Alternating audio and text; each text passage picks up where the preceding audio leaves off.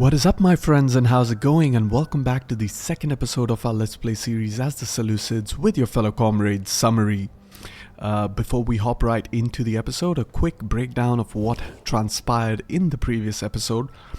We initially intended for our satrapies to break away from us, to rebel against us, and use the iron instead of the gold price in order to subjugate and consolidate the eastern territories of the Seleucid kingdom.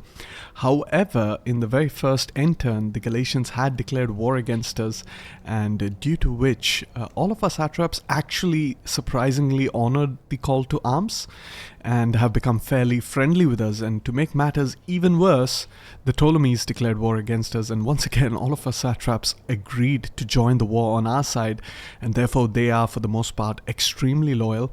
There are still a few rebellious satrapies. I have made absolutely no attempt to placate them.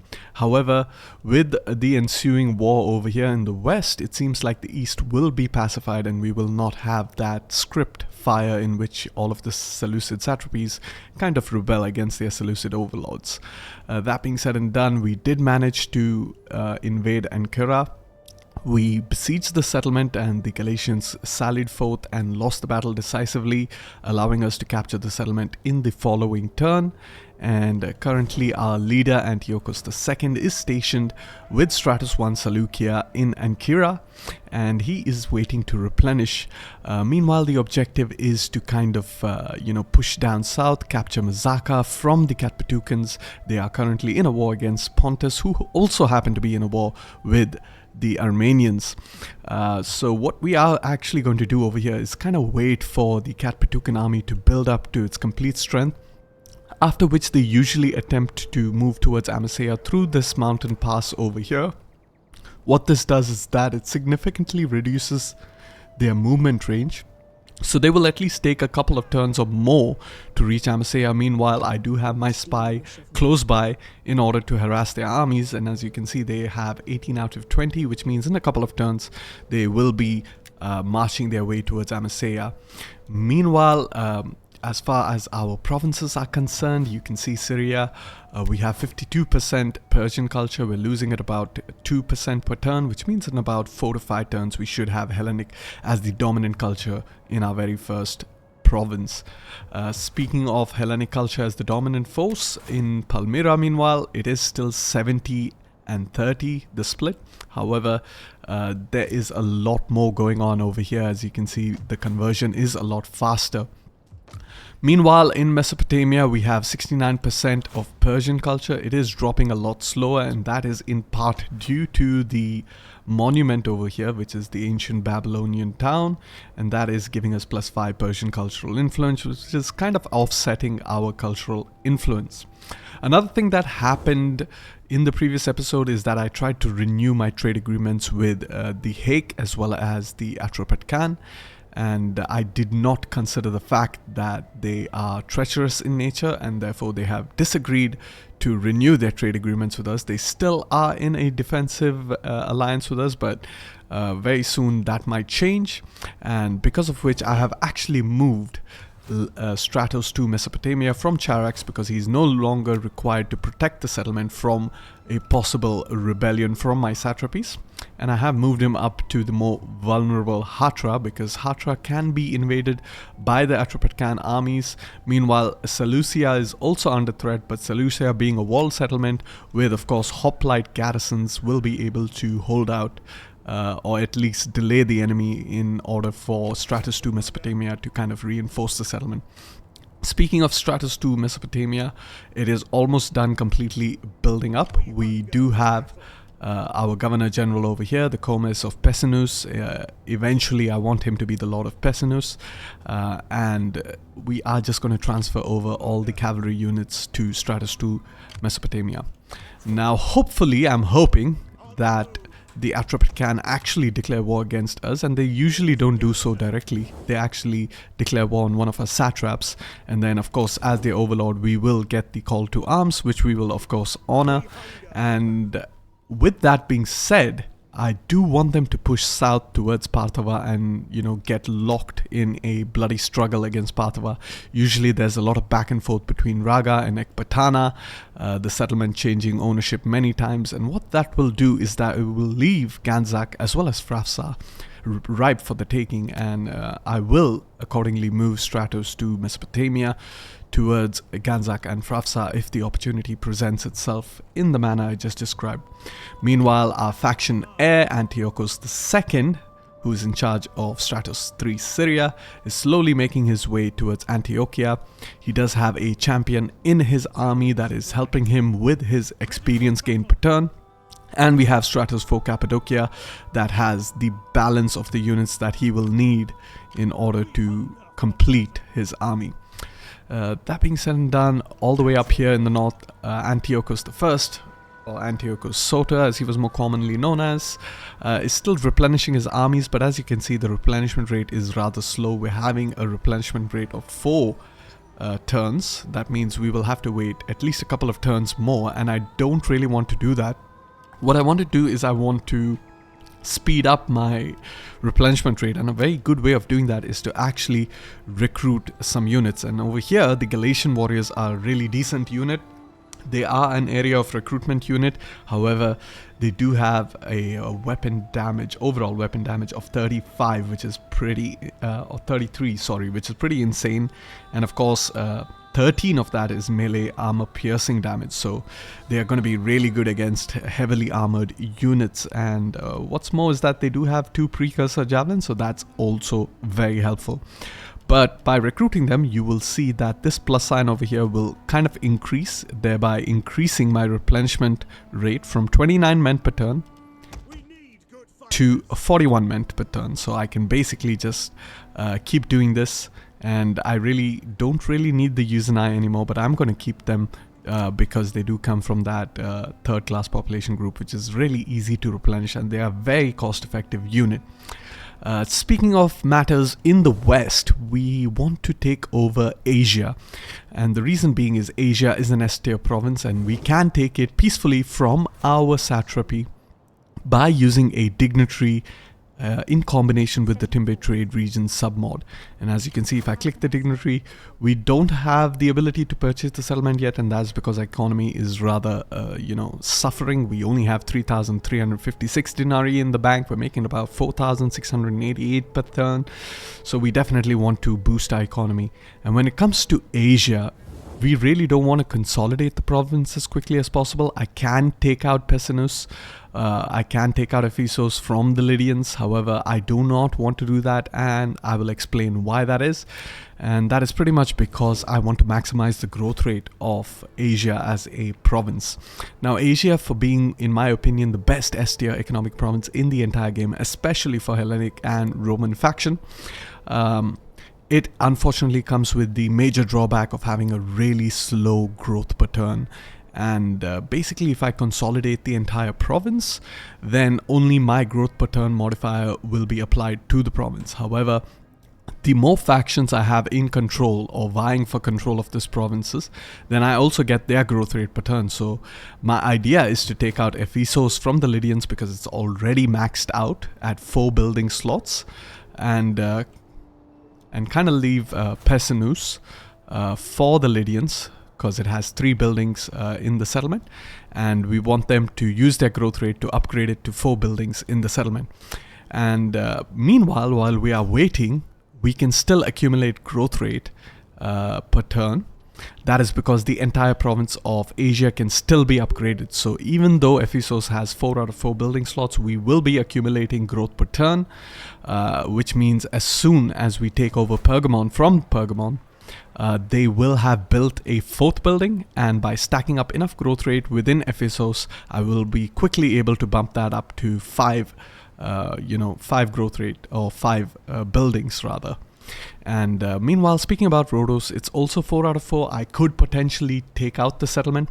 However, it's a considerable investment. It will require an amphibious kind of invasion, and of course they do have usually a full stack protecting the settlement in addition to their garrison, which is quite sizable. 15 units is pretty sizable. The starting is usually 12, so they have definitely upgraded their main settlement building, and they are also building a military building which will bump up that garrison to probably even 18, so definitely not worth taking Rhodos, especially since we are locked in a war against the Ptolemies.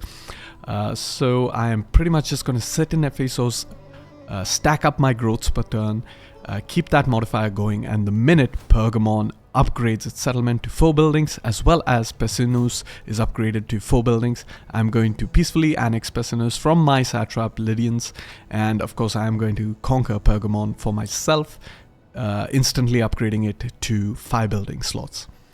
Apart from that, there's nothing much else left to do in this turn. We can have a very quick look at our characters. We do have the Governor General over here that we are going to prioritize in cultural conversion, because we definitely want to improve our cultural conversion of these provinces.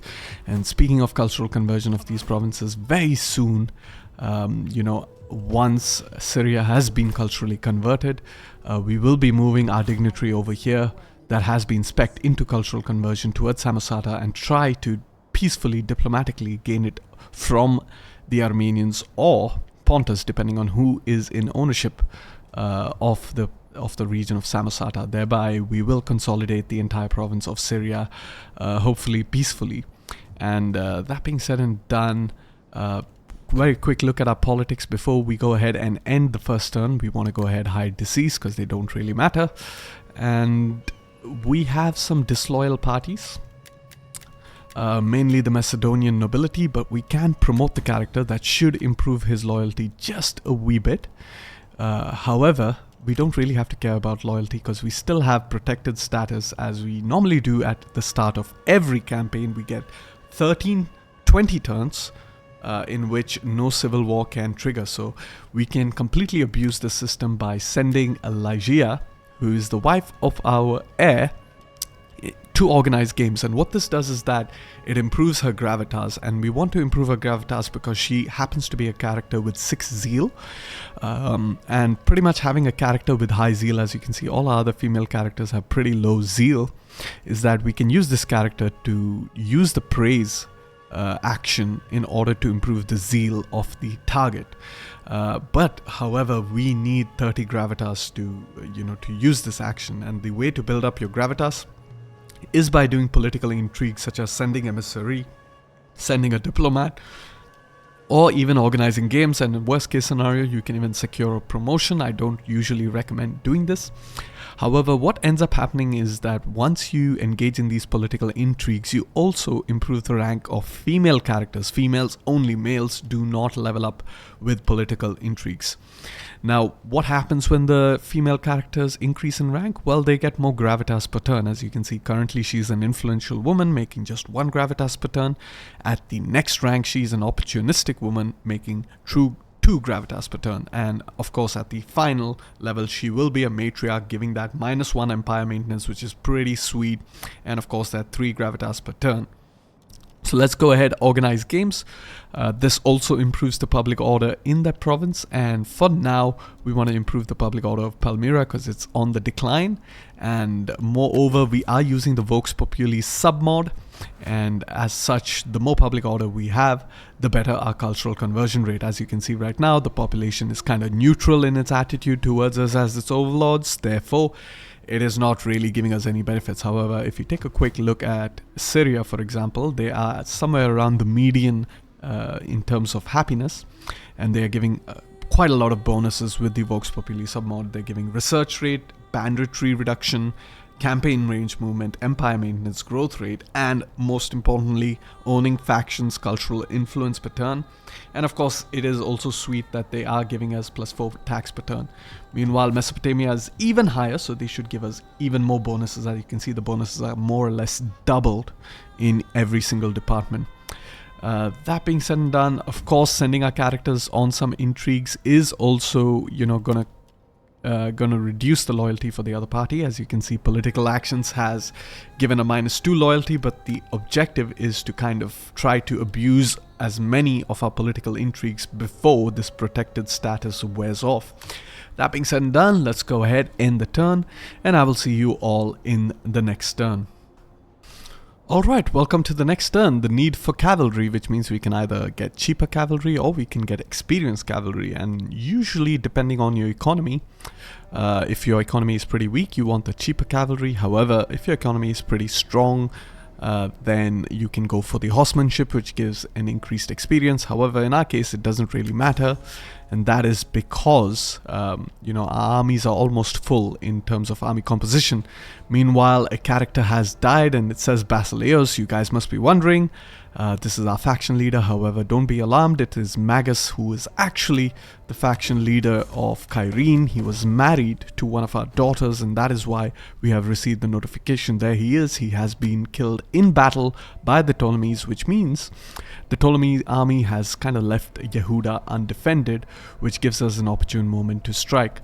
Meanwhile, all the way in the west, you can see the Ptolemies are currently in a war against the Nasamones as well as Kyrene, which means they are distracted. Their attention is diverted between the eastern and the western flank, and the objective is to take out Yehuda as quickly as possible so that we can at least consolidate Egyptos for ourselves, which happens to be another Este province, in fact the second best economic province in my opinion.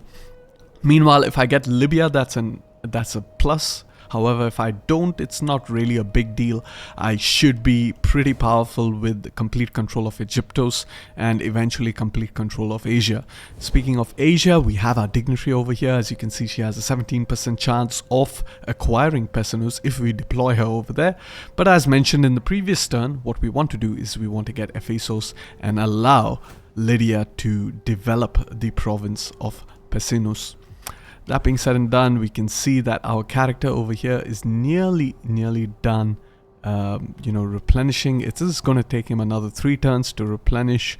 What I could do to further boost this replenishment is actually get rid of my Euxinoi and get a couple more of these Galatian warriors, and what that should do is should give me almost a full stack of army. That being said and done, I also want to deploy my spy over here, because this army of immortals of the Atropatkan is almost 20 out of 20 stack, which means by the end of this turn they should be making their way towards Amasea. And speaking of Amasea and Pontus, the back and forth is going on between the Armenians as well as the Pontic faction. And that being said and done, I want to very quickly culturally convert this province and then start moving my dignitary up towards Samosata in order to acquire the province from them. Finally, we are going to move our faction heir towards Antiochia, make sure we gather all the units.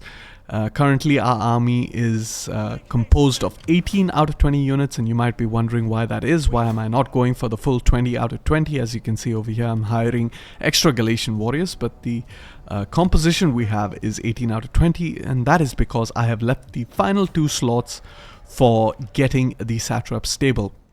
Now, getting the satrap stable basically means I get access to Indian elephants, which are not as good as, of course, your Syrian war elephants.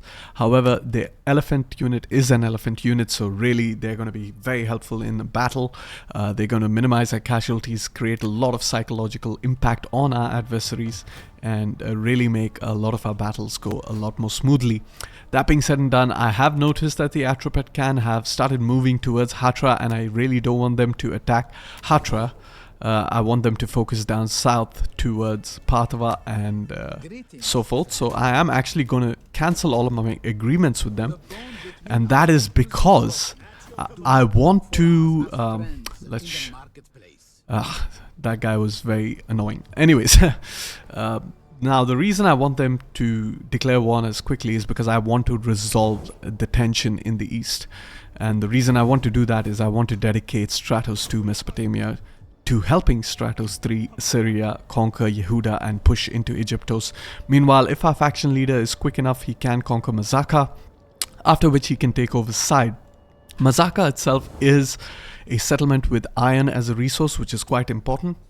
because it gives us the opportunity to upgrade our units by either building the armor smith or the weaponsmith. Typically the armor smith gives more armor value, while the weaponsmith gives you more melee attack value, and based on the faction you actually want to prioritize one or the other. For example, if you're playing a Hellenic or a Roman or a Punic faction, or typically any faction with high armor values, then you want to prioritize the armorer. However, if you're playing like a barbarian faction where they're mostly naked units but with really good melee attack rate, then you want to prioritize building the weaponsmith so that they are even more, brutal in their fighting abilities. That being said and done, we have some characters that can be leveled up, so let's go ahead and give them that cultural conversion. Quickly do that for the other characters as well, which means we will be able to upgrade a couple of these characters. And excellent. And since some of the characters have leveled up, what we are going to do is quickly see if we can promote any of these characters. This faction is quite loyal, so I'm going to prioritize promoting this person over here. He does have that public order, so let's give that to him.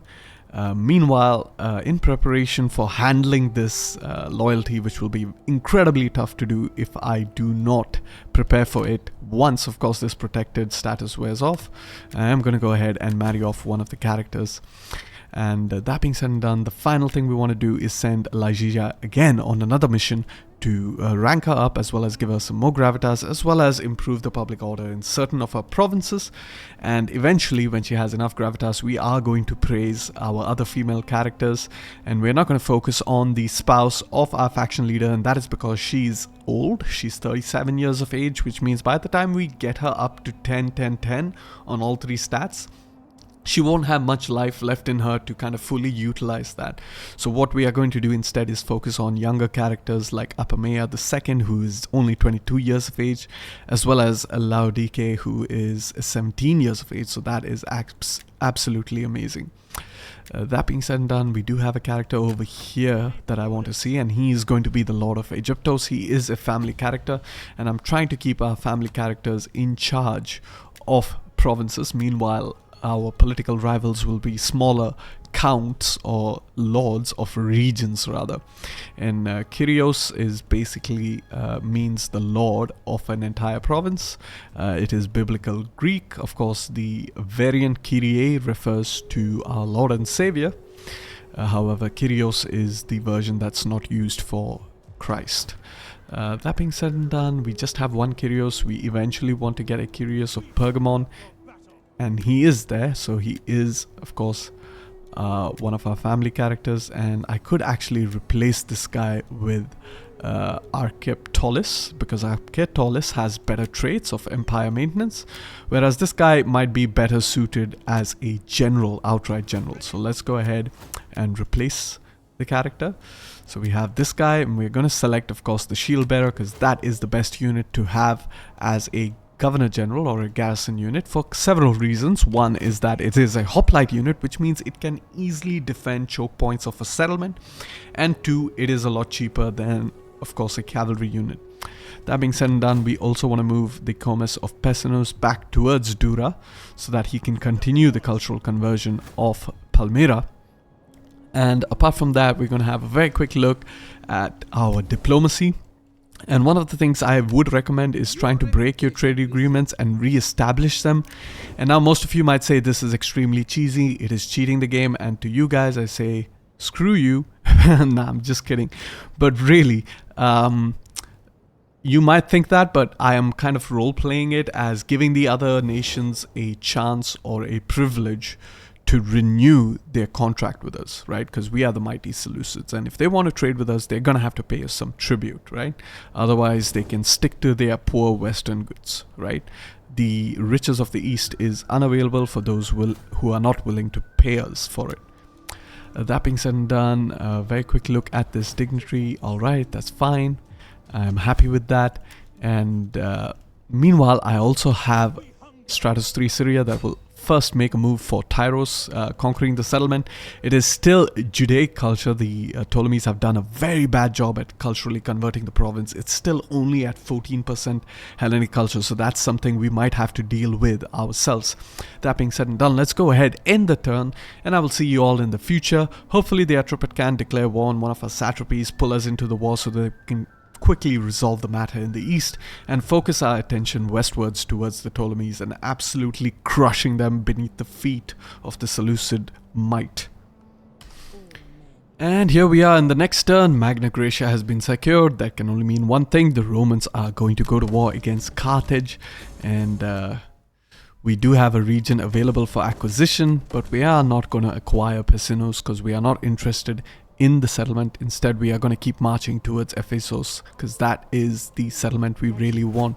Meanwhile, we do have a small Lydian army blocking our way to the settlement. However, we should be able to reach there in the next turn. This also gives us a little bit of time to accumulate our wealth so that we have enough to purchase the settlement. And speaking of purchasing the settlement, we finally have the Atropatkan making their way towards Pontus, which means we are going to catch them in the mountain passes and try to sabotage their army. Hopefully we will be able to sabotage their supplies. Unfortunately, we were not able to, but even so, they're going to take a couple of turns to reach Amasea, which gives us just about enough time to actually snipe Mazaka from them, unless they decide to turn back because they kind of identify the threat we pose. Speaking of marching forward, we do have Stratos 3 Syria under our faction Air, and we are going to make a beeline towards Tyros. That being said and done, I could move towards Ganzak, but I am going to wait a little bit because the army over here under the Atropatkan have actually diverted and gone northwards. And if they intend to attack Armenia, then I'm all for it because they are going to be hard pressed against the Armenians. The Armenians are no pushover in Divide et Impera. They are a pretty strong nation and one of the only nations with a consolidated province, which means they will be able to recruit a lot of units per turn and will be able to pump out a lot of armies, just like the Bosphorian kingdom over here in the north. Even the Romans themselves do not have an entire province to themselves. Of course, the Carthaginians do, and we as the Seleucids do, and the Egyptians also. However, for a small non-major player in the region, having an entire province to yourself is really, really good for the early game. Speaking of which, we're going to have a very quick look at all of our buildings. I don't really want to upgrade any of our buildings. Over here, you might be wondering, why am I not really upgrading the settlement slot in Palmyra? And that is because I'm waiting for that growth rate to accumulate to 5 so that I can unlock the settlement in Palmyra instead of Dura and go ahead and build the subterranean aqueduct, which will improve my growth rate per turn. And that is super important. And speaking of growth rate per turn, over here in Ankara, we do have an agora building, but that is not the intent. What I am doing is basically simply building a building over here just to prevent the formation of slums. And if you guys want to be absolutely professional players, then you want to build slums everywhere. Of course, I'm only joking. You definitely don't want slums. They are just such a monumental waste of time. They have a lot of public order issues. And of course, you have to spend a lot of money to undo the damage. So you really need to pay attention to your empty construction sites and kind of put a placeholder like we have over here, the agora. What that does is also returns your money or your investment back to you. And the reason why I am using this as a placeholder is because I am going to build a subterranean aqueduct instead, because I want to maximize the growth rate within the province of Galatia at Cappadocia. Next up, we are going to quickly upgrade all of our characters. Go ahead, get that cultural conversion, keep getting that cultural conversion. Our champion over here has upgraded, so we are going to focus on that experience gain per turn for the general. And some of our dignitaries have also leveled up, which means we are going to focus on cultural conversion as far as these dignitaries are concerned. And finally, we have a spy who has leveled up, And this is the spy who kind of failed in his objective, or her objective, to sabotage this army. However, still gained some experience, which is kind of nice, which means it should be easier to sabotage that army in the future. Finally, we do have the champion in Stratos 1, Seleucia. We're going to go ahead and give him that experience gain per turn for the general, and hopefully in the next turn we will be able to snipe Mazaka from the Atropatkan, which means they're going to be hard pressed between these mountain ranges to either pick Amasea, which I believe is in a weakened state, or come back to me with my entire army in place protecting the settlement of Mazaka. Whichever way it is, it seems like the Atropatkan are going to be doomed, unless of course the AI decides to go back to Mazaka, in which case it's going to make our life all the more difficult. That being said and done, let's quickly have a look at our politics, since we haven't really engaged in it. The first thing we want to do is marry off this character so that we have another male character over here, plus 3 zeal and a 30% chance of wounding. Absolutely garbage, right? This is garbage. But yeah, it is what it is. Nothing much I can do. I can go ahead, promote this character as well. That also gives him some rank, but more importantly gives +2 loyalty for the political party. And finally, what I want to do is send Lagia to improve the public order, and this time we're going to improve the public order of Galatia at Cappadocia. She is now rank 3, generating 3 gravitas per turn. She has 30 gravitas, which means she can begin to upgrade some of the other characters, basically praise them to improve their zeal.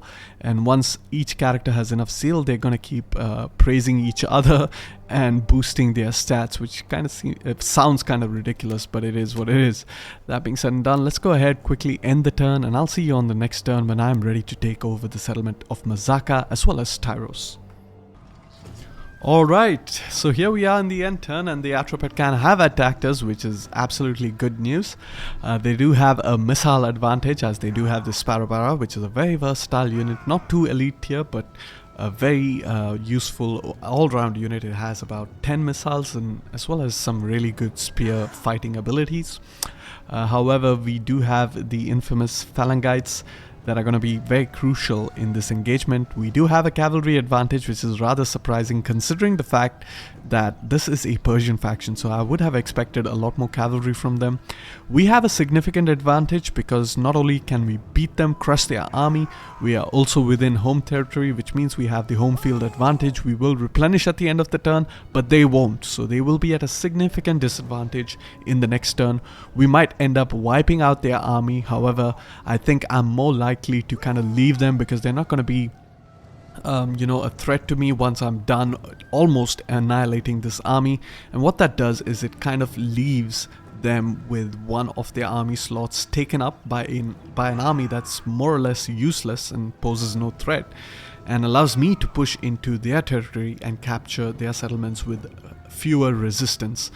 That being said and done, since they have declared war on me, my satraps are going to march on to Ekbatana, so the race for the province of Mada is on. If I don't get a foothold in Mada, it's going to be extremely difficult to peacefully integrate the province or gain settlements from my satrapies, so I definitely want a foothold in Mada. That being said and done, let us hop right into the battle, and I will see you all in the battle. Alright, so here we are in the defense of Hatra. We have gone ahead and deployed our pikemen on the front lines. We have some traps for the enemy cavalry, and we have placed walls in front of our pikemen. This is again a little bit cheesy, but our pikes, as you can see, they extend beyond the walls, which means they will be able to attack the enemy and take less casualties themselves. Meanwhile, we've positioned our slingers behind our wall of pikemen. We have our hoplites in reserve. They're not going to be very useful in this battle, as opposed to, of course, our pikemen. They are better at soaking missile damage, however. All the way in the back on the right flank, we have our Iphicration Peltas. They are going to assist our cavalry in the maneuvering movement. And straight off the bat, we can see the enemy missile cavalry making a charge for us. And we have slingers, which are the perfect counter to enemy cavalry. But they are going to be throwing their javelins, which are quite deadly against pikemen. But as you can see, our first volley of slingers have managed to kill 5 of the enemy cavalry. So we're going to do that. We're going to prioritize on these lighter cavalry variants because we're quickly going to reduce their potential to deal damage against us, versus, of course, using your slingers to kind of whittle down very heavy missile cavalry. So there's no point of targeting these guys. They're not going to take any casualties, and they're still going to be able to throw off most of their javelins. Meanwhile, over here, we're already going to be able to very quickly get rid of this unit from the battlefield. So as of now, casualties we have taken almost none, which is always good. And of course, these missile cavalry, in specific the Jav Cav, is the only real danger to our pikemen. Thankfully, the wall should also kind of protect them a little bit, but they are still taking quite a bit of damage. Meanwhile, all the way in the back, we have some archers that are unleashing against our pikemen, which is also concerning. However, as you can see in the right-hand flank, our cavalry has begun to make its counter maneuver alongside the Iphicration Peltas, making a run with that shock spear as well as their javelins, which are very useful, very versatile unit. I recommend them 100%. You can use them in melee, you can save their javelins to throw them into the backs of the enemy. So definitely you want to do that. Meanwhile, I do notice that this cavalry is returning to the battlefield, so I redirect my slingers to attacking that cavalry and making sure that it gets completely eliminated from the battlefield. Unfortunately, as far as I remember, I don't have them on guard mode, so they kind of go a little bit out of position, and they do manage to take some casualties. However, it's not the end of the world. I pull them back really quickly when I realize what's going on, and as such, I'm able to kind of maintain that situation. Speaking of the situation, you can see our pikemen have taken almost no damage, but they are attacking the enemy. As you can see, none of the enemy can get within range. There are some of them over here who are doing the attack animation, which means they are attacking my pikemen, but for the most part they are effectively being neutralized. Meanwhile, my cavalry as well as my Iphicration Peltas are still making their way around in order to flank the enemy. The main problem we have with the enemy over here is that their archers are nicely protected by the Sparbara units. These guys have shields, and more importantly, they have spears, as you can see over here. So they are really good against cavalry, so you don't really want to get bogged down in a fight with these guys. Meanwhile, they also have the versatility of being able to shoot missiles. They have 10 missiles apiece. Which is really annoying because these guys, they can launch their missiles. There's nothing you can do to counter them unless you use some really elite melee units to attack them. So your cavalry can't really take them off, and meanwhile they can safely use all of their missiles, meanwhile protecting their own weaker missile units. And of course, once they are exhausted all their missiles, they are not completely useless because they still have their shields and spears, which they can use in a melee confrontation. However, for now, we're just going to have to simply sit here and eat all of that missile damage. Some of our pikemen have started to take some casualties. As you can see, we have lost one unit over there. Oh, this unit has lost 13 in specific, but the other units seem to be fine for the most part. Our cavalry is almost in position. I'm trying to look for an opening against these archer units, because if I can get them out of the battle as quickly as possible, then I will mitigate a lot of that missile fire that I'm taking. So that is pretty much the major concern. Over here, most of these units that are in melee, they're not going to be doing much because of course they have the wall that's protecting our pikemen. And we are doing really good against these units, as you can see. I do believe it kind of nerfs our damage a little bit, but at the same time it really protects our pikemen. So now I noticed that one of these Paraba units have decided to engage in melee, so that has left some of their archers vulnerable. So what I am going to do is I'm quickly going to charge my cavalry as quickly as possible. Let's have a quick look over here. It's going to be a pretty devastating charge against these lightly armored archers, and as you can see, a lot of them taking some major casualties and already beginning to rout. But the major problem we have over here is, once again, the Sparaba can decide to engage my cavalry, and should that happen, then I have to pull out of there prematurely, and that's exactly what happens. You can see some of these Sparabara over here started to engage my cavalry, so I'm trying to weave my way out of this. Several of my cavalry with that AI pathfinding have gone straight into the formation. Hopefully I don't end up losing any of them, because this cavalry does come from that first class population, so you want to be extremely careful with how you use them. As of now, you can see I have taken absolutely no casualties with them. However, this Parba unit, as you can see, is very annoying. They can still fire their arrows at us. However, arrows are not really that good against cavalry. If they were a javelin unit, it would be even more devastating. On top of that, our own cavalry is extremely heavily armored, so they're not going to take a lot of damage. Our Iphicration peltas are slowly making their way into that formation. I was hoping to get a throw of my javelins at the backs of these units. I managed to get onto the back of these units. They turn around at ideally the right time. They do have shields on their backs. They take very little casualties, and my Iphicration peltas have been caught in a melee.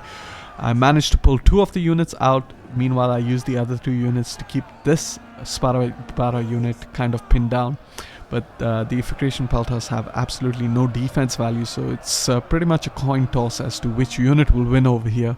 Currently, we have the numerical superiority. However, another unit of Sparabara is joining the fray, so we have to turn the situation around quite a bit and as quickly as we can. So I decide to preserve my missiles because there's no point shooting into the massive shields of these Sparabaras. They're not taking a lot of casualties. They have taken a bit of preliminary casualties.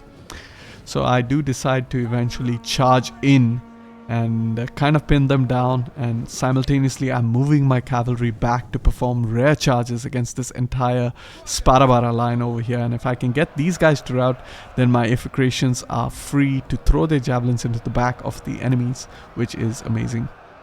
So pretty much that is what is happening right now. As you can see, my cavalry has been issued some orders to charge, and as you can see, it's going to be a very, very big charge against these Sparabara units. So they're already wavering, taking quite a lot of casualties. They're down by 100 men, and as such, they immediately break because they have, if there's one thing they don't have, it's morale. So if you can really do a lot of immediate damage to them, they are going to retreat. And even though this unit didn't take too much damage, they are already wavering and they have already retreated, which means I now have my Iphicration peltas free to throw their missiles into the enemy front line. And as you can see, the enemy front line is already wavering. Quick look at our Phalangite units. We have lost just about 11 units over there, or maybe more, 15 units I guess. No units lost over there, no units lost over there. The same 243 units, which means we have lost 13 units over here, and we have lost just 1 unit over here. So that is actually pretty amazing, if I should say so myself. Meanwhile, our Iphicrations are slowly getting into position, and what I am actually doing with my cavalry is hunting down as much of the enemy as I possibly can. Because keep in mind, I don't really want to wipe out this army, but I want to make sure that I kill as many units as I possibly can so that I can render this army completely useless. Now that our Iphicrations are in position, we are going to toggle on the fire at will, which means they're going to throw their javelins into the unshielded side of the enemy, thereby inflicting some serious casualties. So there we go, a big hail of javelins, significantly increasing all the casualties that the enemy is taking. And once they deplete their javelins, we are going to charge with these Iphicrations, and they're pretty good with the charge because they do have those shock spears. So really versatile unit. I would highly recommend you to recruit these units if you are a Hellenic faction and you have them available to you. So I actually like this variant a lot more in comparison to the Peltas. Peltas are melee warriors. These guys are shock spear units, which means they are good as skirmishers, but at the same time they can hold their own against enemy cavalry. So that is always useful, because as you could see with the Sparabara, we kind of struggled with our own cavalry, not really able to find clear openings, but we did quite decently considering we haven't lost a single cavalryman. And now that we have depleted all of our ammunition, we are making a charge. These guys are extremely tired, but they are going to put in the last bit of their effort into performing that charge, and they're going to get some pretty nice kills over here. A lot of these units are going to quickly waver, and with that we have pretty much caused a chain rout, and the entire Atropatkan army is on the retreat. What we are going to do is we are going to begin chasing down these units. I eventually issue my pikemen to get out of phalanx formation and move across to the side. Meanwhile, I use my general in order to give him some rank by demolishing this wall over here and then chasing against all of these Atropatkan units. And we managed to get a extremely decisive, in fact a heroic victory over here. We lose only 49 units, which is absolutely insane considering we actually wiped out not a garrison army but an actual Atropatkan army That being said and done, it's not a very professional army. Let's see this guy get absolutely clapped. Or not. Well, there we go. Come on. Come on. Ah. Never mind. I thought we'd get to see a really cool animation. I'm still not done. I really want a good animation. There we go. There we go. One more. There we go. However, with that, I am going to go ahead, end the battle, and I will see you all in the campaign. Alright, and with that, we have defeated the first Atropatkan army. We have just left a single unit of Kofyarin. We are going to go ahead and kill all the captives so that our satrapies love us. That single unit is not going to be a threat to us, and already they're willing to pay us a hefty amount for peace, but we're not going to do that because it's going to make our satrapies rather disloyal. We're going to decline that, and we are going to make a march towards Ganzaka Frafsa. Meanwhile, hopefully Pathava will be able to take the walled settlement of Ekbatana for us. Okay, our character has returned from the mission. We have completed our research in order to build those sanitation buildings, and we can also acquire a province. I'm guessing this is the province of Pessinus still, so I'm not interested. I am going to move my dignitary down towards Ephesus, and we do have an 8% chance. Let's go ahead and deploy her so that she builds up her experience and is eventually able to buy the settlement from Lydia. Now, the chance increases based on the rank of the dignitary as well as the opinion of the target nation, and in this case our satrapy, the Lydians, they really like us, and they are also our satrapy, which makes it a lot easier in order to acquire provinces, and we do get it out of a discounted rate of 2,500 denarii. However, if you're doing it to a neutral faction, you have to pay a lot more, and if you're doing it with a faction that has an alliance agreement with you, then you are paying a median value. That being said and done, a quick look at the province over here in Syria. We are going to be Hellenic culture in the next turn, which kind of means I want to move my dignitary, who has leveled up, which is great news. I am going to move her towards Samosata. So let's move her towards Samosata so that in the next turn we can begin our attempts in acquiring the region and consolidating Syria as a province. That being said and done, the same thing is happening here in Syria. I'm waiting for that 5 building slots, so that, or the 5 growth rates, so that I can unlock this building over here, which will be a sanitation building. Meanwhile, in a couple of turns I will be able to do that in Palmyra, and I can get rid of this placeholder for now and go ahead and build the aqueduct. That being said and done, we can see this army over here just has a new general in charge of it and a single unit, which means even if they hire all the mercenaries, which are about 5 units, they will not be able to take Hatra, which has 11 units, or even Edessa, which has 11 units plus a garrisoned governor general. And that of course is great news for us, because what we can do is we can completely ignore this army and push on towards Ganzak. And what we are going to do over here is our army composition is a little bit off, so we're going to make sure that we correct it. We need a Usanoi unit, so there we go, and we will also need another slinger, and there we have our perfect army composition. This character over here has leveled up, but he is going to be a governor general, not a general, so I am going to give him those governor general abilities. Meanwhile, I can use a person from our Seleucid dynasty to replace him. A quick look at who would be an ideal candidate. We do have Alistair, who's got some pretty good traits, and we also have Timon, who doesn't have some pretty good traits. So we are going to go ahead and go for Alistair. Let's go ahead and hire him. We're going to give him the appropriate cavalry, the Hippeus Agematos. And now the Hippeus Agematos is actually better than the companion cavalry. The companion cavalry might be faster. However, the Hippeus Agematos is actually much more stronger, has better armor, and a much more meaner charge. And what's more is that once you reach the Thurios reforms at around turn 120 and Imperium level 5, you will be able to upgrade this to the late variant, which is actually a Nicaean cavalry entity, which means it is one of the absolute best cavalry units in game. Of course, the only thing better than this is the Parthian cavalry, which has 120 men per unit. Meanwhile, the Seleucid variants only have 100 cavalrymen per unit. So let's go ahead and quickly select that, And what we are going to do is we are also going to research some technology.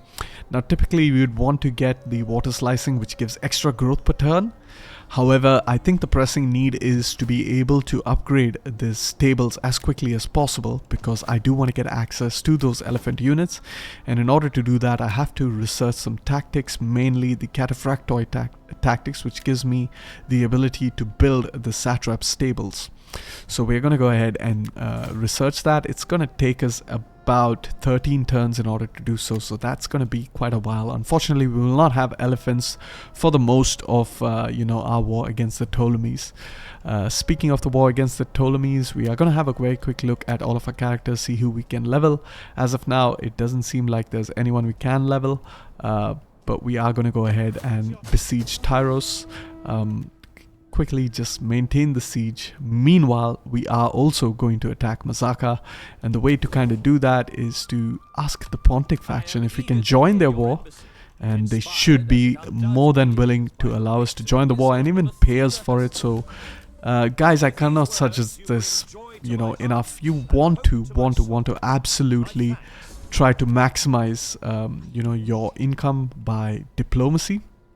Unfortunately, we did manage to lose a spy over there, and the settlement of Amasea, where are you? You have a decent garrison, so you should be able to hold out against the Atropatkan. Meanwhile, the Atropatkan will not be able to reach Mazaka in a single turn, which means I can pretty much take over the settlement for myself. It's going to be a pretty decent auto-resolve, so I'm going to go ahead auto-resolve it. Unfortunately, it means my cavalry is going to take quite a bit of casualties.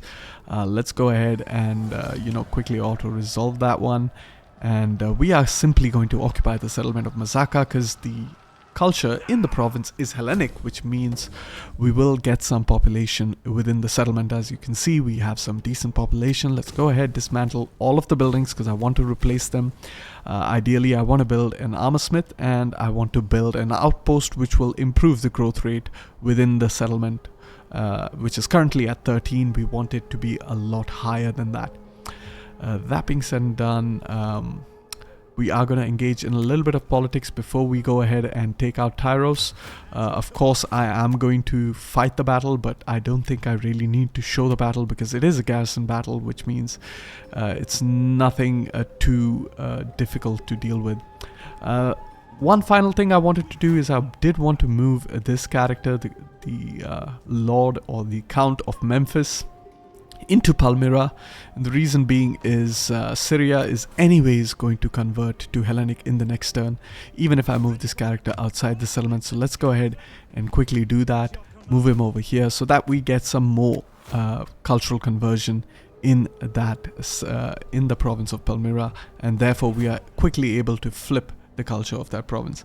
Speaking of cultural conversion, we can also move this character down south towards Hatra, but it's a little bit risky, because this army, although it's not really formidable, can catch us off guard. We are simply just a single unit of hoplites, and that is really horrible. We will not be able to catch their cavalry unit, which is a definite problem, and of course if their hillmen pin us down, then their cavalry is free to do rear charges against us. So instead, what I am going to do is I am going to move this character towards Hatra instead, so that he can culturally convert the province of Mesopotamia. Meanwhile, we can move this character down south over here to Thapsacos, and in the next turn move him towards Dura. That being said and done, it seems like politics is all under control. We're gonna have a very quick look and see who we can promote. Can't really promote anyone except for this guy, so we're gonna go ahead and do that. Meanwhile, we can send Lygia again on another mission, this time to improve the public order of Palmyra again, try to boost that up, get more public order, so that we can finally get that maximum bonus out of Vox Populi submod. That being said and done, let us quickly go ahead and attack Tyros. I'm going to quick save over here, hop into the battle. I'm not going to show you the battle because it is a pretty standard garrison fight. It's nothing too difficult to handle. I'm sure you guys know how to already handle this, and I don't want to waste time showcasing a pathetic garrison fight.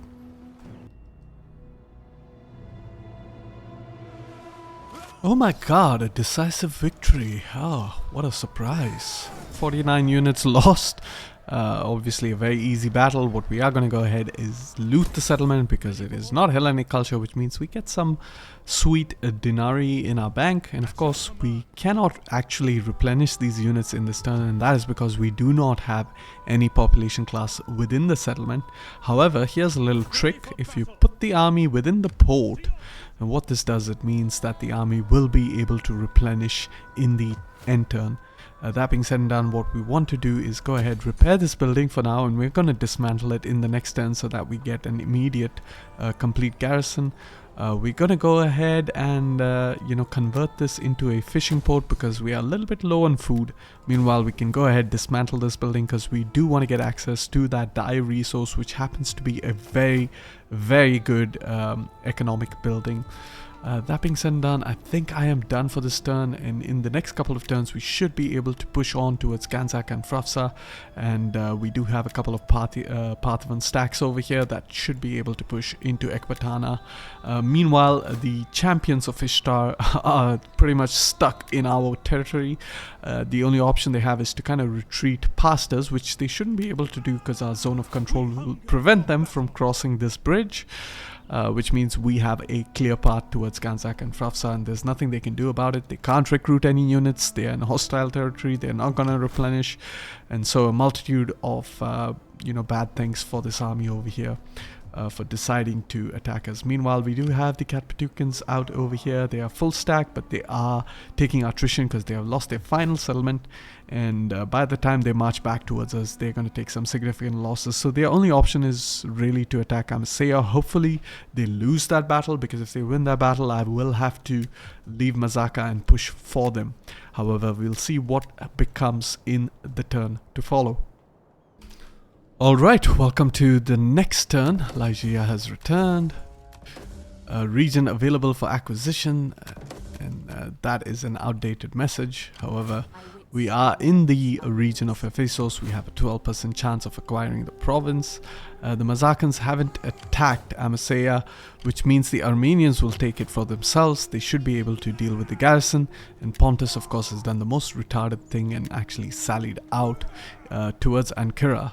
They do have a very small army, but even that small army can beat an Armenian full stack because it is a hoplite based army. But of course the AI is going to be an AI.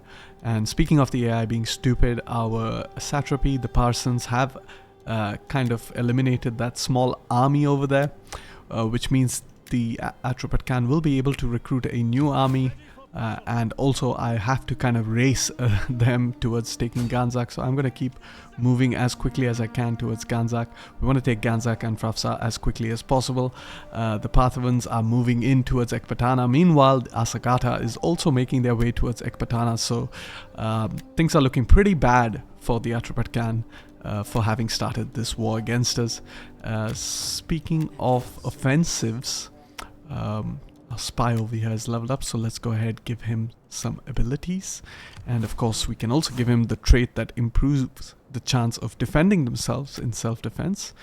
And what we could do is we could attack Salamis. It is undefended, however I'm not going to do that, and as you can see the army has replenished, which is great news. Instead, what I am going to do is just going to sit a couple of turns because our garrison over here is pretty pathetic, and they do have an army that can make a move for Tyro, so I don't want to leave the settlement undefended. We're going to go ahead, build that snail spit, and finally we're going to move our dignitary towards Samosata. She has a 14% chance of acquiring the province. Let's go ahead, deploy her over there. Not sure if the Mazakans could move and make a move for me.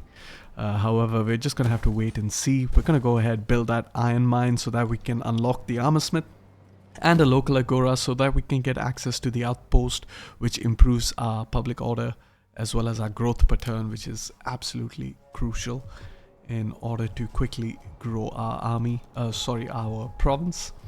And the reason I was thinking of the word army is because I'm actually thinking of our replenishment rate, which is pretty decent, 3 turns, and I'm quite happy with that because I do need 3 turns for my garrison to kind of slightly recover, and also for these guys to kind of suffer slightly a bit more attrition so that they are no longer a threat to capture Mazaka, which would then free up Stratos 1 Seleucia to taking or conquering side from the Ptolemies.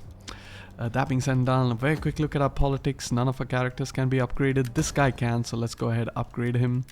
Meanwhile, none of the other characters can be upgraded. We can send Lygia once again to improve the public order, and we can do that in Yehuda.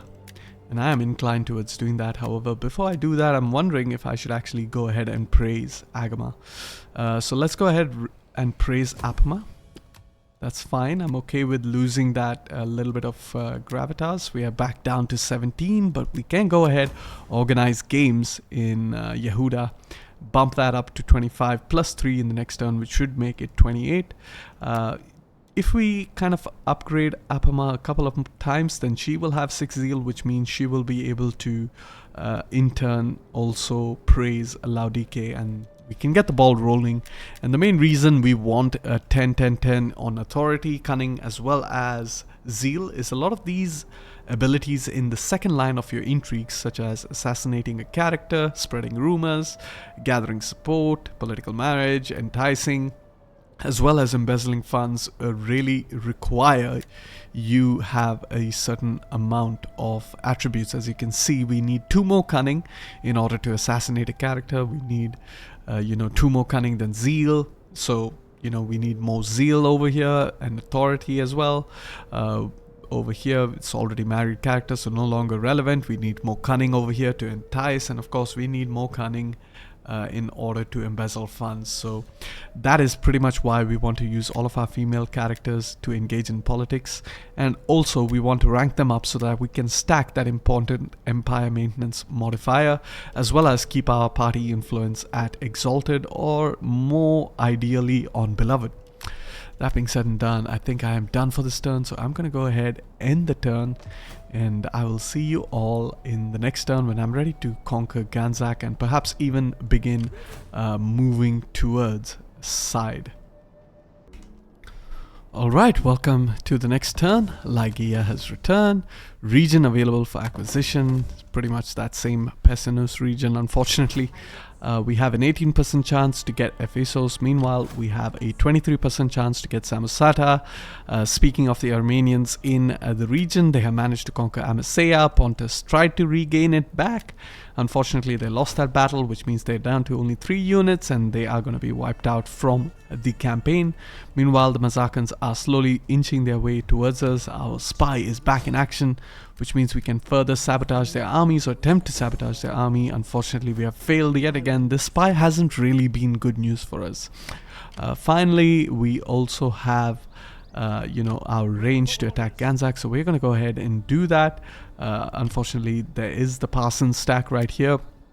I hope they won't be able to get Frafsa, but what I am going to do is just very quickly going to attack Ganzak. It's not a very good auto-resolve, 82%, which is pretty bad. We do have 86%.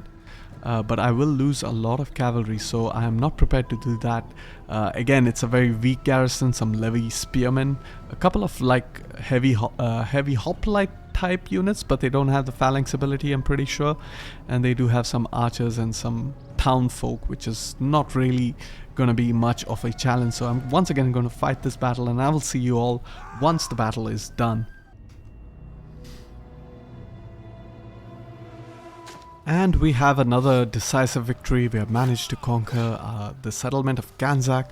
We're gonna go ahead. We could loot the settlement because it is not of Hellenic culture, giving us a little bit more loot. However, if I peacefully occupy it, then I can replenish my armies. However, I'm not too concerned. They haven't taken a lot of casualties, only 50 men lost. So let's just go ahead, loot the settlement. Should give us a good amount of bank.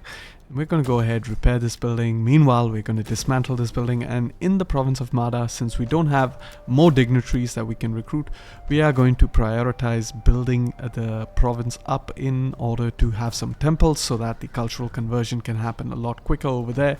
Ekbatana has been sacked, which means it's up for grabs really. Either Pasa or Asagartha or even Partava will end up taking the settlement, because there's really whoever is there can just simply occupy the settlement.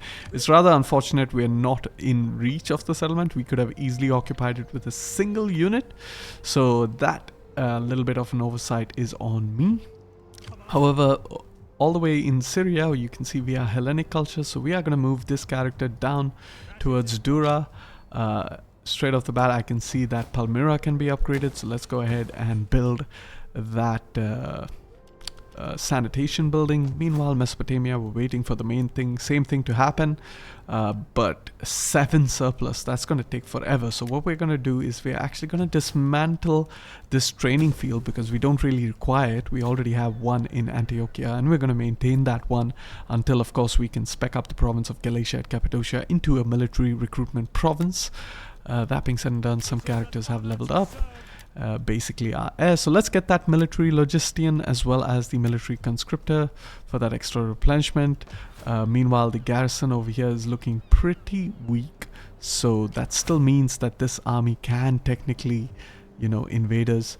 Meanwhile, we weren't so fortunate with, stopping the advance of this army over here. But what I can do in order to make it more lucrative for them to attack the settlement is actually move my general out and put him in that ambush stance so that I can catch this army off guard on its retreat back towards Mazaka, probably wipe it out, thereby saving some time for me so that I can move down south towards side.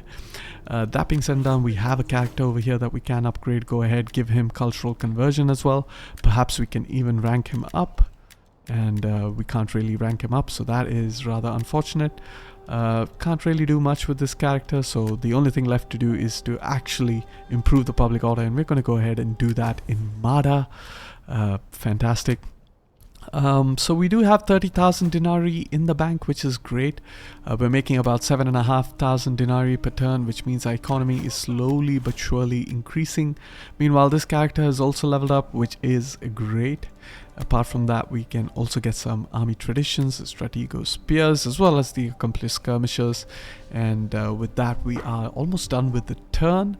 The only final thing that I had to look at really is we can also start trying to rank up Apamea, and the way to do that is we don't want to do the same political action because that will increase the cost of performing that action exponentially. So instead, what we can do is send emissary, and what this does is that it grants food based on the province you target. And as you can see, our food production isn't all that great. We're only making a surplus of 9 food, which means we're getting 3 growth per turn, but we can make a lot more and thereby get the maximum level of growth per turn, which is 5 growth per turn. So let's go ahead, select Apamea, and what we want to do is select the biggest province available to us, and that is Mesopotamia, because we own 4 regions within that province, which means if we go ahead and send emissary to Mesopotamia, she will get 1 food for each single region within that province, which means we should get +4,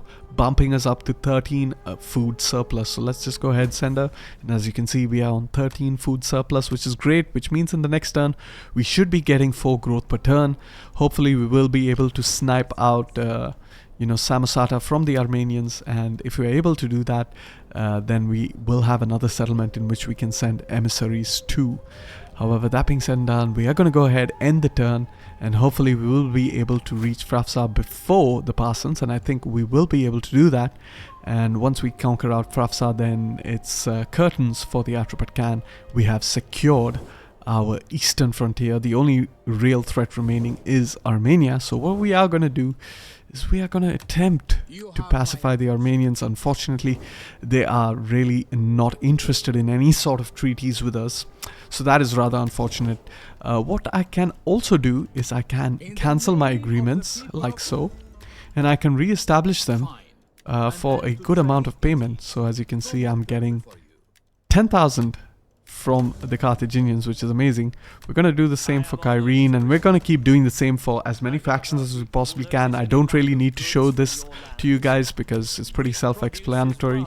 However, for the most part, you want to make sure that their reliability rating is pretty high, because I made that mistake with Armenia and the Atropatkan, and one thing led to another, and I'm unable to establish any more agreements with them. That being said and done, I'm going to go ahead and do that for every single faction, so that they have the privilege of continuing their trade agreements with me. And I will see you all in the future when I am ready to invade Side or maybe even Frafsa. I might not actually show the conquest of Frafsa. I might actually skip ahead into the future. Of course, I am going to get Frafsa. There's no chance anyone else can. However, I am going to go ahead when I am kind of ready to launch a two-pronged attack into Yehuda. Okay, so here we are in the future. We have purchased Ephesos. We're going to go ahead hunt pirates.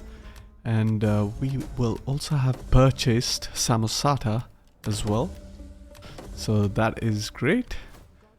We now have the entirety of Syria.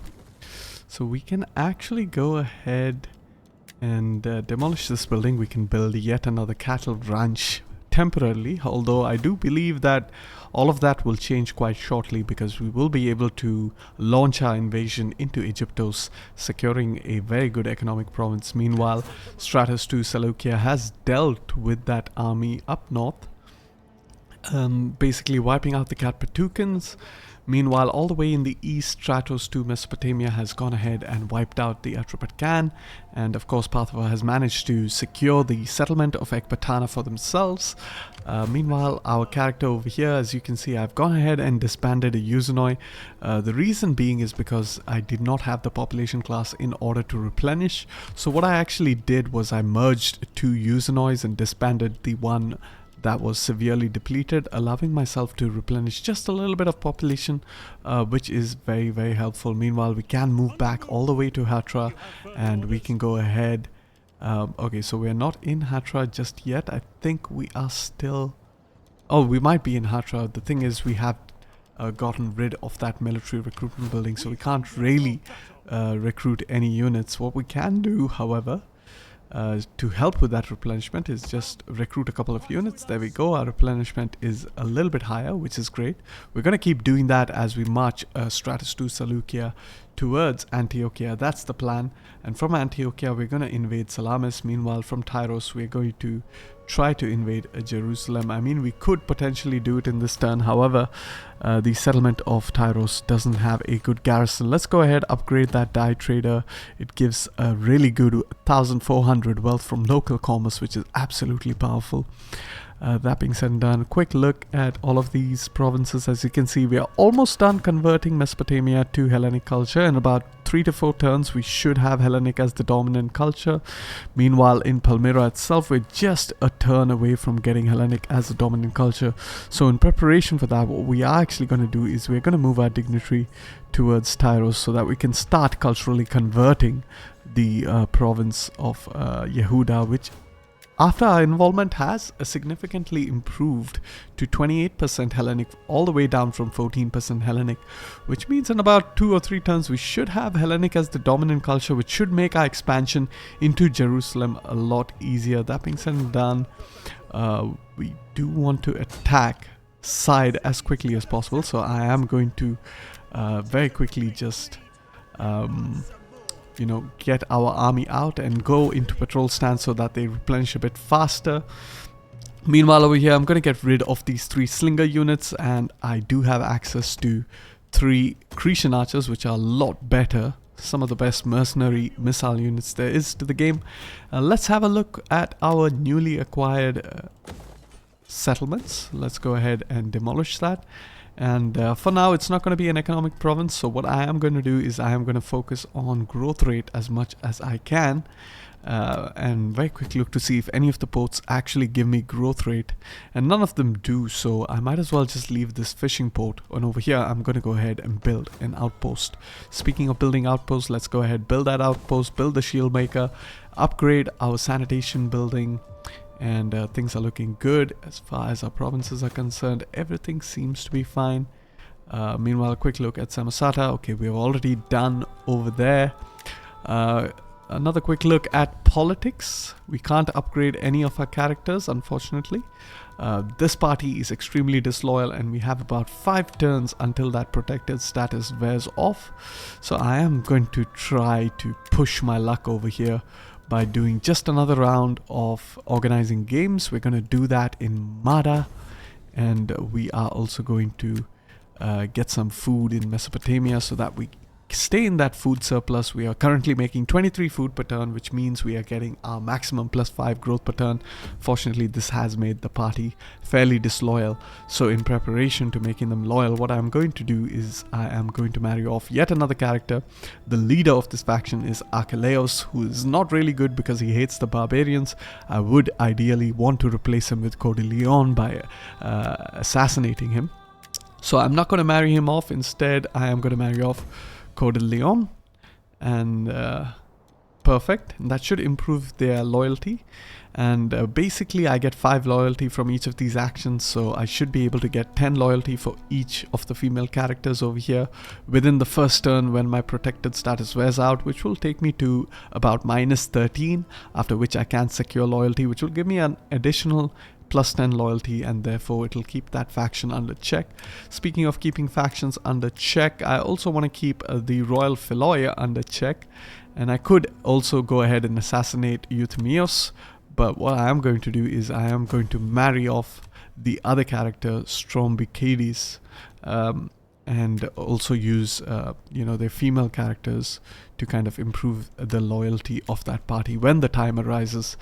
However, that being said and done, I think I am done for this turn. So I am going to fast forward into the future once again, guys, because I kind of want to reach all the way until I am ready to invade, Yehuda proper. Very quickly, just going to perhaps skip the whole Battle of Side. Once again, it's going to be an easy battle, so there's no real point in playing it. However, it is what it is. Meanwhile, we can start to move our dignitaries towards Mada in order to help culturally convert this province. It is a 68% Persian culture. However, it is converting to Hellenic quite nicely, and it will convert even a lot more as we keep progressing towards that. And eventually, we want to start moving this dignitary as well towards Ekbatana and try to gain the settlement diplomatically, eventually unifying the entire province of Mada under the Seleucid control, thereby getting access to our second iron resource, which means we will be able to upgrade our weapons as well. Speaking of cultural conversion, in about a couple of turns we should have Hellenic over here. So not in this turn, but in the next turn I am going to move my dignitary towards Ekbatana. Now the reason I do this beforehand, as you see the culture is not already converted over here, but the reason I do this beforehand is because in any strategy based game, time is a very crucial crucial element, and you want to maximize your time. It's a little bit of min-maxing. Of course, I can choose to stay over here, keep leveling up this character as much as I can until the province fully converts into Hellenic, but regardless, it's going to convert to Hellenic in the next turn. So I am going to make my way towards Yehuda. So in the very next turn of the campaign, I can deploy in Tyros and begin immediately culturally converting the province. So everything is to do with time. And speaking of time, I could also technically move this character into the settlement to help with that cultural conversion even further. Our cultural conversion in Palmyra should not be affected. We should still have Hellenic as the dominant culture in the next turn. However, having this character, Comus of Memphis in the province of Tyros, means I will be culturally converting Tyros there. You can see it's plus 2.5 now per turn, which means in just about 2 turns, we should have a dominant Hellenic culture, which is actually really good because we are just about ready to kind of launch our naval invasion into Yehuda. Speaking of which, I might actually move this character into Antiochia, or the port of Antiochia rather, so that he can go ahead and attack Salamis as quickly as possible. Anyways, it's going to take quite a while for this army to reach up all the way to Antiochia, all the way to Tarsos, and then eventually attack Side. And I really don't want to take Side too quickly because there's no real threat from the Ptolemies over here. They can't really invade me. They have no armies in the region. However, by conquering Side, then I have to defend the settlement, kind of like how I'm defending Tyros until the garrison can replenish itself. So it's not really crucial for me to attack Side just yet. But what I am going to do is I am going to definitely recruit some units over here. It's going to take me 6 turns to replenish, so That's not ideal. What I want to do, merge 2 units of these guys, go ahead, recruit a cavalry unit, and now it should slightly improve it. It actually didn't. So let's go ahead, merge another cavalry unit, and we're gonna recruit a couple of cavalry units. Meanwhile, these guys will take 2 turns to replenish, another 2 turns to replenish, 2 turns to replenish. Unfortunately, there's not much I can do about that. So we're gonna go ahead, end the turn, and I will see you all in the future when I'm ready to springboard my attack into Yehuda.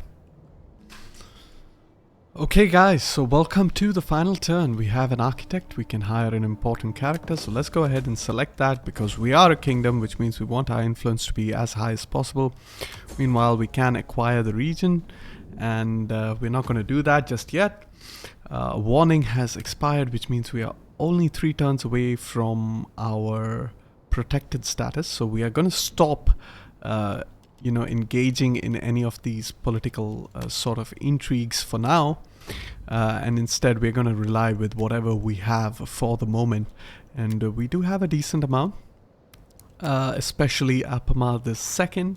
We can go ahead and improve the authority of this character as well as praise Laodike. So Laodike should have 5 zeal or 6 zeal now, which is pretty good. Meanwhile, Lygia will have 4 authority. Once again, it's quite good. Here's our new character. She has quite a bit of authority, which is kind of nice. Meanwhile, we're going to have a very quick look at our settlements. Let's go ahead and upgrade that sanitation building over here. Over here, we can go ahead and build a Sacred Groove. It's one of my favorite buildings because it does give you plus 16 public order per turn, which is absolutely amazing. Meanwhile, in Ephesus itself, we are going ahead and trying to build that outpost so that we can maximize our growth rate. As you can see, we are accumulating quite a decent amount of growth, 9 per turn, but we want to maximize that as quickly as possible. Meanwhile, we are hoping for Pessinus to be completely, built up by Lydia. Let's go ahead and deploy a dignitary within that region. Meanwhile, still waiting for Syria to get that final upgrade so that I can build yet another sanitation building over here. All the way in Galatia and Cappadocia, we have decided not to attack side. We have instead put Stratos to Seleucia into the port over here, which means we are going to move him out of the settlement and onto the island of Cyprus. Meanwhile, we can upgrade even the champion of the army, and in the next turn we should be able to attack Salamis. That being said, we can put Kyrios of Egyptos back into the port of Antiochia. We can also move this character closer towards Antiochia so that he can begin to eventually attack a side. So let's go ahead and recruit just 1 more so that we can improve our replenishment rate. As you can see, it's taking 4 per turn. So if we just improve this a slight bit, that should improve it quite significantly. Instead, I think what I'm going to do is, because I anyways will need to recruit a Euxenoi, so I might as well just wait for this turn, and then I could go ahead and start to merge some units so that they replenish completely. I can recruit an extra Hippeus Agametos as well as that Euxenoi unit that I need. However, that being said and done, I think I am done with buildings. I could potentially attack Jerusalem right now. They do have a 1 stack over here that might be in the process of recruiting an army, but I am going to keep moving my spy towards Egyptos. We finally have a line of sight on Alexandria and Memphis, 2 of the most important settlements of the province. Meanwhile, we have another spy up here in the north that we are going to move down to get some line of sight over Jerusalem itself. Now, the reason I am not attacking Jerusalem just yet is I'm waiting for a little bit more Hellenic culture to happen. Meanwhile, the growth rate over here, as you can see, is 19, which is insanely good. I mean, means in about like 2 or 3 turns we should be able to even get that 4th level building in Yehuda. However, that being said and done, you can see just how bad Asia is. It's only at 9. Meanwhile, Galatia and Cappadocia once again at 19. With Syria, we have 22. With Mesopotamia, we have 32, which is absolutely insane. Meanwhile, we have 22 once again in Palmyra. So you're looking at a average of 1922, and of course here you're going to have more because we have a lot more agricultural buildings going on and so forth. We have a massive food surplus. However, as you can see, Asia is pretty bad, which is why I want to keep Asia as fragmented for as long as I can, so that I can maximize the growth rate, and therefore when I'm ready to consolidate the province, it's going to be an incredibly powerful province. It's going to skyrocket in terms of economy. Down south over here, we have managed to convert Mesopotamia, we have managed to convert Palmyra, so our dignitary is going to make a move towards Ekbatana and should have an ability to gain that province from the Parthians. So we're going to go ahead, deploy her over here. That should also help with the cultural conversion of the province. We're gaining 2% per turn, which is kind of less, but we are going to be making a lot more per turn, provided we are able to get as many characters in there as possible. So let's actually go ahead and do that. Let's just send all of our characters as we possibly can towards the provinces over there. So we're going to move this character as well because he does have that cultural conversion. Meanwhile, we have an admiral general, so we can't really send that guy out, but eventually we're going to go move towards Frafsa. This guy over here is going to move towards Ganzak in about 2 turns. He should be able to reach there, and maybe this guy can finally take over Ekbatana. Or maybe this guy can go to Ganzak. It'll take him 2 turns, so he might as well move to Ekbatana once we acquire the province for ourselves. That being said and done, can go ahead, end the turn once again. We're not going to engage in any politics. We want to keep these parties fairly loyal to us, and we can actually in fact start doing that straight away because we might as well engage in some political intrigue. We can go ahead, improve the public order in Galatia and Cappadocia. We're only gaining 1 public order per turn, so I think it is kind of important to do that. So let's go ahead and do that. Improve the loyalty of this party down from -27 to -22. Meanwhile, we can send this character to get some food in one of our major provinces, and I think our next biggest province is Mada, but we're going to focus on Palmyra instead. Hopefully that should improve the growth rate as well. Yes, no, it's pretty much the same. However, that being said and done, you can see the loyalty is slowly being controlled. Meanwhile, we can also marry off this character in preparation of improving the loyalty of that party. It's -1. This local nobility is of no real concern. It's mainly the royal Philoi and the Macedonian nobility that are incredibly disloyal. That being said and done, I think I have gone ahead and praised the character. I have also gone ahead and done a favor to improve the authority, so there's nothing much else to do. We're going to go ahead, end the turn. I did say that this was going to be the last turn, but I think the last turn should be the next turn when we consolidate the entire province of Yehuda. Alright, welcome to the final turn of this episode. We have a rival banquet. The best thing to do is to attend them, as it does give some loyalty for your political parties. Region available for acquisition, amazing. We will get Ekbatana in the next turn, which is quite good. What we are also going to do is move our dignitary towards Ganzak and start culturally converting that province. Meanwhile, we can move our governor generals, one towards Frafsa, the other towards Ganzak itself. And finally, this character can move towards Ekbatana, so we're going to move him a bit more close. And let's have a very quick look at all of our provinces. Go ahead, build a sacred grove over there. We can build the outpost over here. And I think everything else as far as buildings is concerned seems to be fine, which means we are ready to attack Salamis. It is now Hellenic culture, so I don't really care. I could simply auto-resolve this one. And I'm going to peacefully occupy it. That was some massive casualties to my cavalry.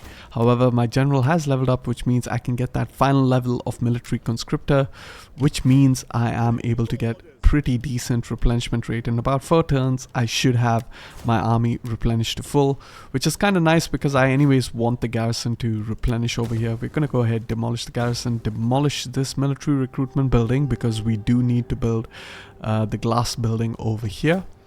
And finally, the last thing I want to do is get the trained swordsman. And the reason I focus on, of course, the replenishment rate as well as the trained swordsman is because I'm trying to buff the unit in my army that will take the most amount of damage in a normal battle, and that's usually infantry. However, when it comes to auto-resolve, cavalry takes the brunt of the casualties. But in a battle, your infantry are going to be in the thick of it. Therefore, I always recommend improving your infantry as quickly as you possibly can. No matter which faction are you playing, these three general traits are going to be pretty much your default. You want your military logistician so that your armies are cheaper. Minus 15% upkeep for all land units is nothing to scoff at. Meanwhile, military conscriptor is really good because it gives you that plus 15% replenishment rate, which is once again very crucial in order to keep your offensive momentum going. And finally, of course, the trained swordsman, because you're trying to buff up your infantry units as quickly as you can. Meanwhile, I am also going to move Stratus 2 Mesopotamia. That's almost done fully replenishing over here. For some reason, he is not replenishing in Tarsos. That is a little bit strange, but we can go ahead and disband these three units because we don't need them anymore. Meanwhile, a quick look, we have a couple of Syrian archers that we can get for this army as well, and we also need a Uzenoi unit. And since we are getting a couple of Syrian archers, we're going to go ahead and disband these slingers. So let's go ahead, get those Syrian archers. Fantastic. And just like that, we will be able to get our final Syrian archer in case the mercenary pool replenishes. If not, we don't have to worry, we can get them even in the province of Asia, so they are quite easily available. That being said and done, I think the last thing to do is to, of course, attack Jerusalem. Hopefully that army over here hasn't built up, and it is just a single army, so I could just pretty much attack the settlement. Pretty bad auto-resolve. So what I'm going to do is I am simply going to save the game right here, and I'm going to call it a day because this has been quite a lot of long episode. However, we should be able to pick up where we left off in episode 3, in which I will be able to, conquer the entirety of the Yehuda province, which is amazing, which means Egyptos is just another episode away. We should be able to wipe out the Ptolemies. Speaking of the situation with the Ptolemies, all the way in their western front, we have Ammonium that has been released, Siva, namely the faction. And they have declared war against me, so it seems like the Egyptians are making some gains. The Ptolemies are going to push back against the Cairene as well as against the Nasamones, and which could work out in our favor because, as you can see, they have 3 armies all the way over there, and they're pretty big armies. Not really full stacks, however, they did manage to fight some battles, push back the incursions from the Cyrenaices. However, we really like the situation that's developing over here because it's leaving Egyptos undefended, which means we can really move in very quickly, and Diospolis for the most part is still under the control of the Ptolemaic faction. I don't think they are at war with the Medevi yet, and they're not. If they are at war with the Medevi, then we do stand to lose Diospolis. However, they are not, thankfully, which means we can get the settlement for ourselves. We eventually want to start, diverging into Egyptos. We're going to send one army to take Alexandria and Memphis, or Memphis and Alexandria rather, and then the other army can move towards Myos Homos as well as Diospolis and then march back up to Memphis and link up. Therefore, we will have 2 armies in Alexandria and Memphis respectively, and then we can push for Ammonium and Paratonian after that. However, that being said and done, I think also in the next turn we will be able to attack Side in the next episode rather. Unfortunately, we do have Parsa that's really close by. They might be able to take or snipe Side from me, and that is rather unfortunate because it is Hellenic culture, which means it'll lose a lot of that population, and Side does have quite a bit of population. There we go, we have 4,000 population class 2, so we might end up losing that, which is rather unfortunate, but we can then use our dignitary to kind of take over the settlement peacefully, which means we will get some of that population back, so it's not the end of the world. However, that being said and done, let's go ahead and level up some of our characters. We can get some more cultural conversion, that's always nice. Go ahead, get that empire maintenance, as well as we can get the loyalty for the party. Let's have a quick look at our party map mode. This is directly under our own party, so it's not really that important to get straight off the bat. What we can get is this empire maintenance as well, get some public order, get the food, And then we are going to look at some of our other dignitaries. We can go ahead, get some more cultural conversion, and that empire maintenance, which is fantastic. Meanwhile, the Lord of Memphis has leveled up, so we can get, once again, we can get some more cultural conversion as well as public order, which is fantastic. Apart from that, we want to focus on capable bureaucrat that will unlock some nice economic bonuses. And since this character has leveled up, we might be able to promote him. So let's go ahead and promote him. And the new title he has gives another +5 cultural influence, which is rather amazing. So this guy is really going to be very good at cultural conversion for now. So things are looking good. Meanwhile, all the way in Mada, these characters are not yet in their settlements, but once they are, they should be able to quickly convert the province, which is gaining 2.7 influence per turn, which is great. But we still have a long way to go before this province becomes entirely Hellenic. That being said and done, I really appreciate you guys' support on the first episode. We managed to get over 200 likes within the first 24 hours. I want to see that same level of support, if not better, with this episode.